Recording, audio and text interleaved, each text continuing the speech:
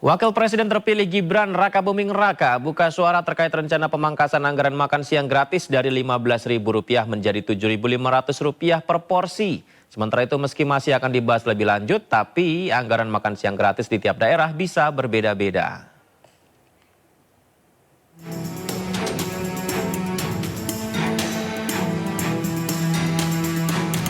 Wakil Presiden terpilih Gibran Rakabuming Raka buka suara terkait dengan rencana pemangkasan anggaran makan siang gratis dari Rp15.000 menjadi Rp7.500 per porsi. Gibran meminta publik menunggu kepastiannya dan berencana menggelar uji coba program tersebut di Solo, Jawa Tengah pekan depan. Sudah ideal itu segitu dan sudah diuji cobakan di beberapa tempat. Termasuk Solo, hari Senin ada uji coba makan siang gratis ya. Nanti saya ajak ya hari Senin. Berarti kemungkinan tidak akan berkurang dari 15.000. Belum ada kepastian pengurangan ya. Artinya selama ini uji cobanya di 15.000 ya. Tunggu aja nanti kepastiannya ya. Evaluasi dari uji coba 15.000 ini gimana Mas? Saat ini jalan lancar ya, dan kita melibatkan banyak ahli gizi. 15.000 saya kira cukup ideal, tapi nanti jika ada masukan dari orang tua murid, guru, monggo nanti silakan disampaikan ke Sama ini sudah ada. Itu belum nanti teman-teman media Solo, wartawan Solo nanti saya ajak ya, uji coba minggu depan ada di Solo ya. Berarti yang disampaikan Pak Erlangga kemarin belum final Mas? Belum ada yang final ya, ditunggu dulu ya. Sebelumnya Presiden terpilih Prabowo Subianto mempertimbangkan untuk mengefisiensikan pagu anggaran makan siang gratis sebesar Rp71 triliun, yaitu dengan menurunkan alokasi biaya dari Rp15.000 menjadi Rp7.500 per porsi. Hal ini diungkapkan ekonom Herianto Irawan usai diajak berdiskusi oleh tim sinkronisasi Presiden terpilih. Mereka sudah agree on that, tapi yang menurut saya yang menarik buat saya, Bapak Ibu sekalian, adalah ini. Setelah dikomunikasikan angka itu 71 triliun, kemudian tugasnya Pak Presiden-elek ke tim ekonominya Pak Awan itu memikirkan apakah biaya makanan per hari itu bisa nggak diturunin lebih hemat dari 15.000 mungkin ke 9.000 kah, ke 7.500 kah, kira-kira begitu. Dan kita bisa pahami kalau sebagai politisi tentunya beliau mau programnya itu menyentuh sebanyak mungkin rakyat gitu. Sementara itu, terkait dengan teknis program ini masih akan dibahas lebih detail. Anggaran makan siang gratis untuk setiap anak juga akan berbeda-beda di tiap daerah.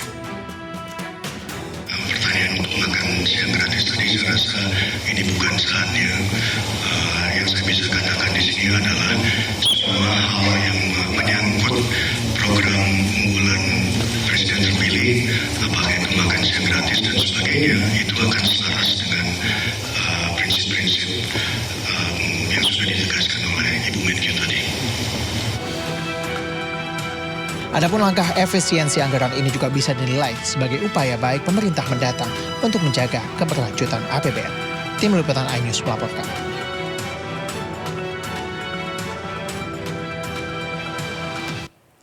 Lembaga Bantuan Hukum Jakarta buka posko pengaduan guru honorer korban pemecatan. Dari hasil pendataan sementara sebanyak 107 guru honorer di sekolah negeri telah kehilangan pekerjaan dengan pola pemecatan berbeda-beda mulai dari formulir digital hingga pemberitahuan lisan.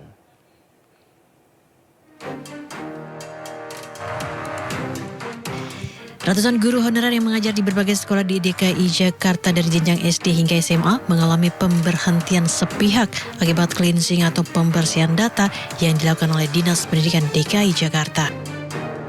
Lembaga Bantuan Hukum Jakarta pun langsung menindaklanjuti pengaduan yang dilakukan oleh sejumlah guru honorer yang menjadi korban pemecatan atau cleansing tersebut.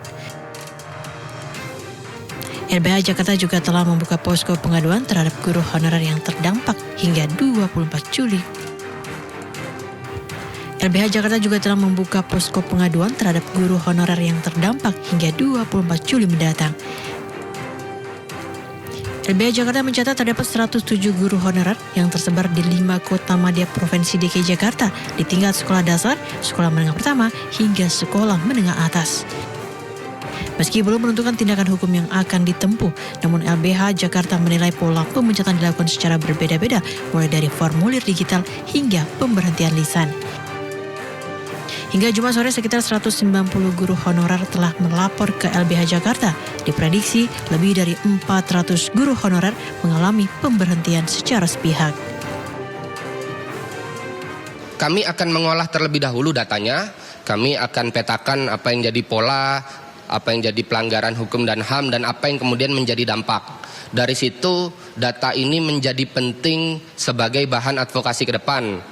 Karena dari beberapa waktu yang lalu pihak Kepala Dinas Pendidikan itu menyampaikan data, dan menjadi penting pula kami untuk menyampaikan data yang tentunya menjadi argumentasi kami bahwa kebijakan ini merupakan kebijakan yang tidak adil dan cenderung diskriminatif khususnya terhadap guru-guru honorer.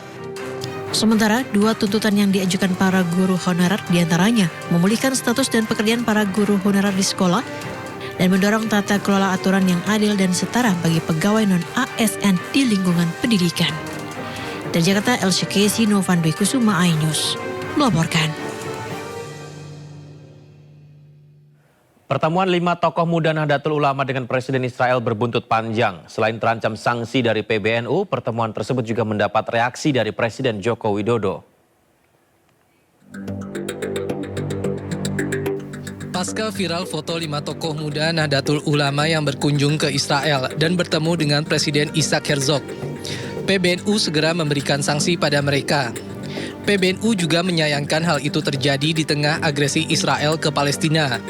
Ketua PBNU menilai pertemuan dengan Israel dan presidennya menyakiti hati umat Islam dan tidak sesuai dengan semangat yang dibangun PBNU dengan Palestina. Soal sanksi nanti kita serahkan, ini misalnya jelas dari PBNU DKI akan melakukan proses, ya, termasuk dalam soal tadi itu keterlibatan LDMNU DKI tadi akan diproses dan akan diberi sanksi. Aturan kita sudah cukup jelas dan rinci, ya, mengenai kesalahan dan sanksi ini. Ya, kalau bisa dikatakan ya bahwa mereka tahu tidak tahu mereka telah melanggar satu aturan bahwa semua engagement internasional harus melalui PBNU dan mereka tidak melakukan itu. Nah, nanti akan diproses. Hal ini juga mendapat tanggapan dari Presiden Joko Widodo. Ya, ditanyakan saja ke PBNU karena sikap pemerintah itu jelas. Sesuai dengan pembukaan Undang-Undang Dasar 1945, jelas sekali. Jadi tolong ditanyakan ke PBNU. Dan Indonesia akan selalu ikut melaksanakan ketertiban dunia yang berdasarkan pada kemerdekaan, perdamaian, abadi, dan keadilan sosial. Itu yang terus kita pegang. Sesuai dengan pembukaan Undang-Undang Dasar 1945, posisi Indonesia sudah jelas terhadap konflik Israel-Palestina. Indonesia mendukung Palestina merdeka dan menjadi negara mandiri, sementara Israel selalu menolaknya. Tim Liputan iNews melaporkan. Sementara itu di tengah aksi menentang penjajahan Israel ke Palestina, Indonesia rupanya dilaporkan masih mengimpor produk-produk Israel dan jumlahnya bahkan meningkat dibanding tahun lalu. Kementerian Perdagangan berjanji akan mempelajari temuan ini.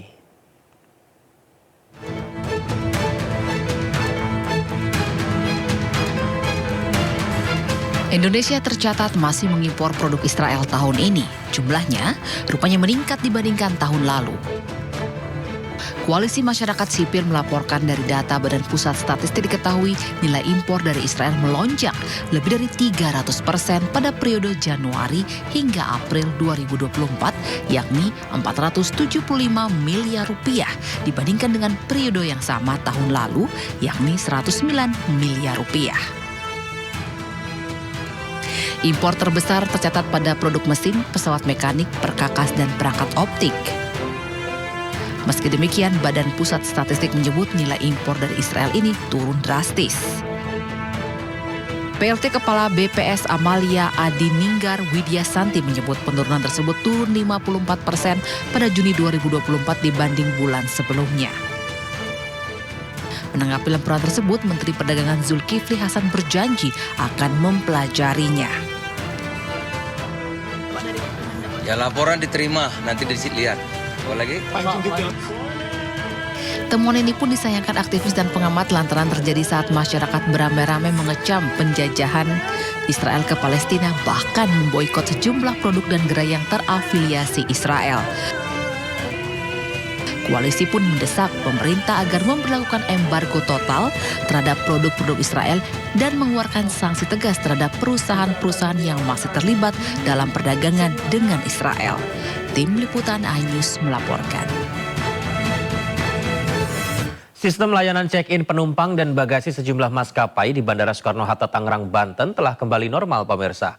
Sebelumnya sistem IT di Bandara Soekarno-Hatta mengalami gangguan dampak Microsoft Down yang terjadi di seluruh dunia.